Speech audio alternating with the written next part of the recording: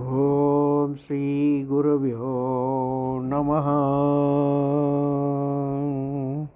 Om Namo Bhagavate Shri Ramanaya. Salutation to all the Gurus, all the great masters of great knowledge about the spiritual awakening. We will see two slokas, 192 and 193 of vivekachudamani. I have already given the introduction for this series of lecture. You may listen to it. Vivekam is nothing but the discrimination between Atma and Anatma. What is Atma? What is Anatma? That discrimination is called Vivekam. So it is also called Jnanam. So let us see.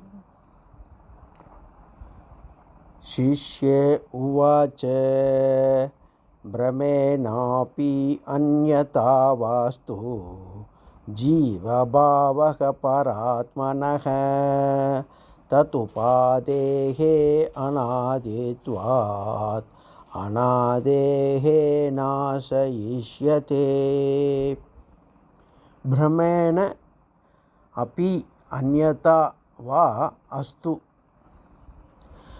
Brahmana means by delusion. The word Brahandi comes from this. Deluding the mind.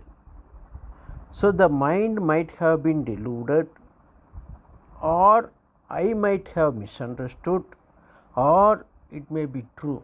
This is the meaning of this word. Either by delusion or by something else. What is that something else?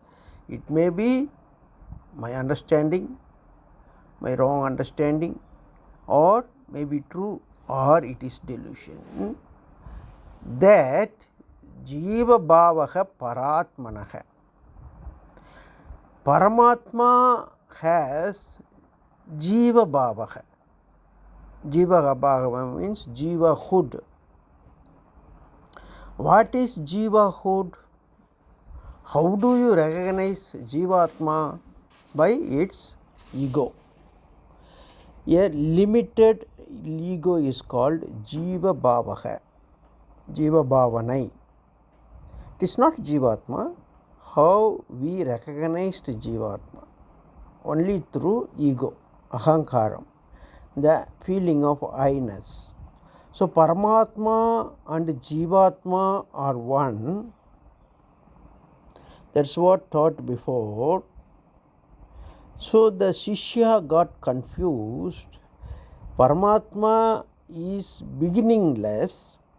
So Jivatma is also beginningless. Jivatma is coming from Paramatma. So it must have the same character of Paramatma. Since Paramatma is beginningless, Jivatma is also must be beginningless. That's what I understand. Maybe it is a delusion, maybe it is true. Brahmena anyatha tatubadehe anaditvat. Therefore, since Paramatma has no beginning, the ubhade, limitations of Jivatma is also beginningless. Then nasayishyate. How is that it can be ended? One which has no beginning has no end also. How can we end the jiva bhavaha, upadhis? Not at all possible. Understand? Then hatosya jiva bhavopi nitya bhavati samsrutihi. Therefore, for the jiva bhavaha, what is jiva bhavaha? Jiva bhavanai Jiva Bhavanam is nothing but the feeling of I-ness, limited I-ness. So, Nitya, it becomes Nitya Bhavati, it becomes permanent, it cannot be destroyed. So, Samsruti means continuous creation, cycle of birth and death, na nivartete. It cannot be remedied. So, the Guru has started teaching the Shishyas, telling that the whole purpose of learning is to end the samsruti, to end the cycle of birth and death. Now the Shishya asks, how can you end it? Because it has no beginning. Katham me moksha, how it can end? Katham, how? May Sri Guru Vada, please tell me. May means me. Please tell me, Guruji, how is it possible? Moksha is possible. So many people argue, many religions argue that the moksha is not at all possible. Moksha is not at all possible because of this doubt. Because it looks the ubadis, like I had hunger, I had sweating yesterday. So my brothers had sweating, you had sweating, you had hunger, my father, mother had hunger, then their father, mother had hunger, their father, mother might have had hunger, all these ubadis. So as it goes endless. So that means this is continuous transmission. The ubadi is continuous transmission. It has no beginning. In the beginning itself it should have been there. That's why it is getting transferred. That's how it's to be interpreted. How is that ubadi becomes beginningless? It seems to go down, but again it rises.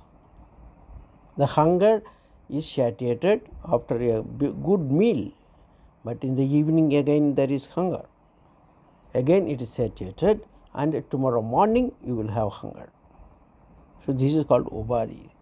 So ubadi has no beginning, so it cannot end. So moksha means free from ubadis. You have to end the ubadis.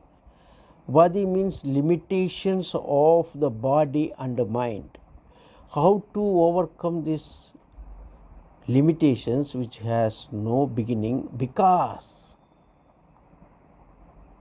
Jiva is part of Paramatma, as you said, the Guruji said.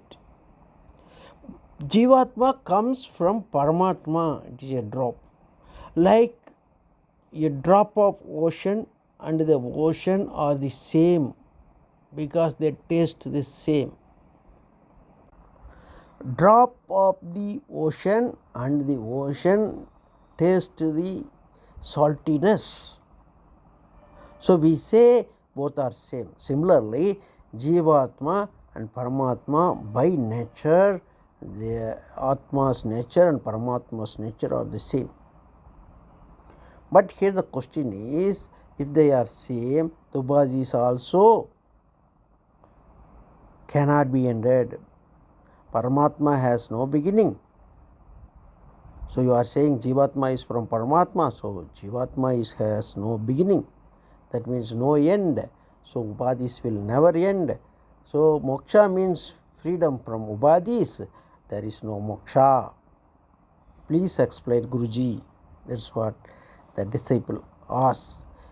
It is the question of everyone, and we will see the beautiful answer in the next lecture. Om Namah Shivaya.